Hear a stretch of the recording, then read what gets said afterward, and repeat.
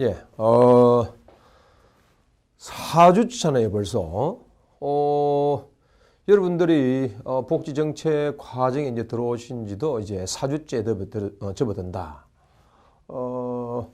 시간이 참 빠르죠. 4주 1강의 이제 내용이 이제 1주, 2주, 3주를 거치면서 이제 전반적인 이제 복지정책에 관련된 내용과 더불어서 개념들 이렇게 숙지를 한번 해보았습니다. 이제 오늘 이제 4주째는 이제 큰 분수령이다. 이렇게 보시면 되겠습니다. 1강과 2강에 있어서 등장하는 내용들은 이제 복지정책을 이제 어떤 관점에서 바라봐야 되겠느냐 라고 하는 것은 이제 복지정책의 발달 이론과 더불어서 이 이론이라는 것 자체가 이제 약간 철학적인 그러한 백그라운드를 좀 가지고 있다. 이렇게 보시면 되겠습니다. 다시 말해서 복지정책의 근본 자체가 뭐냐, 복지정책 자체를 어떻게 바라봐야 될 것이냐 라고 하는 데에 초점을 맞춰 있다. 이렇게 보시면 되겠습니다.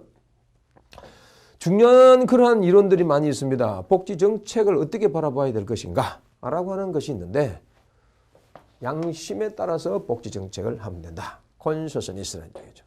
consciousness.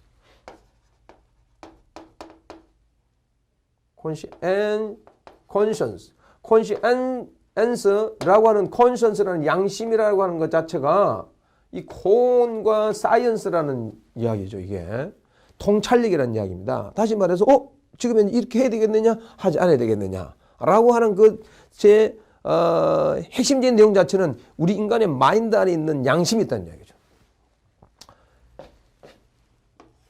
복지 실천의 복지 정책과 더불어 실천이 상당히 중요하잖아요. 복지 실천의 중요한 내용이 뭐냐 하게 되면은 윤리적인 문제가 등장합니다. 복지 실천에 그 윤리에 있어서의 중요한 것은 인간의 윤리라는 것은 뭐냐라고 할 때 절대인 윤리, 상대인 윤리 뭐 이런 이야기를 많이 합니다만, 절대인 윤리에 있어서의 이 칸트 이야기가 많이 나옵니다.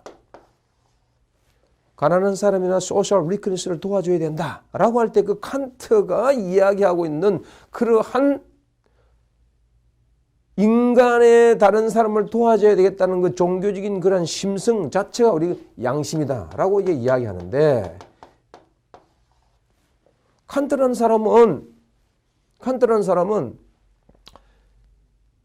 인생을 살아오면서 가장 의문시되는 두 가지 쓰는 것이라는 이야기죠. 가장 의문시되는 것이 뭐냐 하게 되게 되면은 인간에게 어떻게 해서 양심이 있느냐는 이야기예요. 여러분들은 너무 당연시되어지는 그러한 생각이고 이야기입니다. 어떻게 해서 인간에 양심이 있느냐는 이야기예요. 참 너무나 당연시한 그 부분에 대해서 질문을 던진 사람 중에 한 사람이다 보는 거죠. 어떻게 해서 인간에 양심이 있느냐는 이야기죠. 또 칸트가 의문시되어졌던, 궁금하게 여겼던, 평생 동안 연구했던 내용이 뭐냐 하게 되면 어떻게 해서 하늘에 별이 떨어지지 않느냐 이거지. 어떻게 하늘에 별이 떨어지지 않고 충돌하지 않고 이렇게 돌아가고 있느냐. 그것이 굉장히 신기하다는 이야기예요. 어떻게 해서 인간의 양심이 있게 되어졌느냐. 하늘에 어떻게 해서 충돌하지 않고 우주가 이렇게 전체가 돌아가느냐. 그게 너무 궁금하다는 이야기예요. 여러분 별로 궁금하지 하지 않을지가 모르겠는데 그 사람 입장에서는 너무나 궁금하고 너무나 이상하다는 이야기예요. 어떻게 양심 있게 된다는 이야기지. 동물은 양심이 없습니다. 예? 동물은 급하면 자기 새끼도 잡아먹어요. 예? 윤리나 이런 게 없습니다. 죄책감 이런 게 없습니다. 본능에 따라서 움직인단 말이죠. 인스팅트라는 본능에 따라서 움직이는 동물이란 말이죠. 그런데 인간한테는 뭔가 잘못하게 되면 이게 수치심을 느낀다 이거죠. 가난한 사람을 도와주지 않으면 내가 뭘 잘못했는가 라고 하는 그런 생각이 마음속에 든다는 이야기죠. 그러한 마음 자체는 어디서 왔느냐라고 하는 것이 칸트의 가장 중요한 고민 중에 하나였다는 이야기죠. 그게 어디서 왔느냐? 그것은 이제 복지 실천의 철학적인 관점에서 이야기하는 것이고, 복지 정책에서는 그 양심이 있다라고 전제하면서 복지 정책을 이제 설명한다는 이야기예요. 복지 정책의 발로 자체는 뭐냐?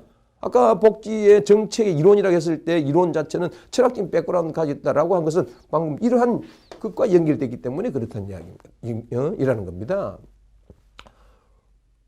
인간에게는 이런 양심이 있다는 이야기예요. 가난한 사람을 도와줘야 되겠다. 척은지심이 있다는 이야기죠. 긍휼을 베푸는 그런 마음이 있다는 이야기죠. 이 종교적인 그러한 은명과 연결된 부분이 너무 많죠. 가난한 사람을 도와줘야 되겠다. 예? 불교에서 대자대비라든지 기독교에서의 어떤 자비와 긍휼이라든지 그런 내용들이 연결 쫙 되어 있단 말이에요. 사상교육, 철학적인 백그라운드도 다 그게 연결되어 있다는 이야기죠. 복지 정책도 마찬가지다. 양심에 따라서 복지 정책을 실시해야 된다. 이런 거죠. 다른 사람의 불행을 도와주려고 하는 사회 양심이 비롯되었다. 사회복지 정책의 통솔로 사회복지는 사람들의 이타심의 발현이다. 이 재밌는 이야기입니다. 영국에 1980년에 영국에 자본주의 어디서 나왔습니까? 영국에서 나왔습니다. 자본주의 영국에서의 그런 고전 경제학파는 아담 스미스는 경제학의 토대를 어디에 두었습니까? 이타심이 아니라 이기심에 둔 겁니다. 그러나 복지는 이타심에 두고 있는 거예요. 종교적인 은명에 두고 있는 겁니다. 양심에 두고 있다는 이야기죠. 인간은 본질